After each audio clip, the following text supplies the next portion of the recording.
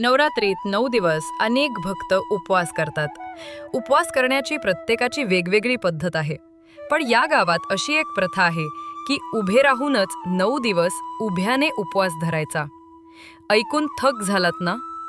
साताऱ्यात नवरात्र उत्सवातील ही अनोखी प्रथा आहे. याला उभ्याची नवरात्र म्हटलं जातं. उपासक दिवसभर काळभैरवाची पूजा करतात.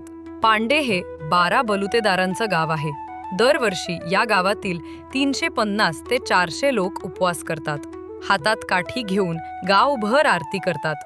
आपल्या मनातून इच्छा पूर्ण करण्यासाठी देवीला नवस केला जातो आणि नवसासाठी हा कडक उपवास केला जातो.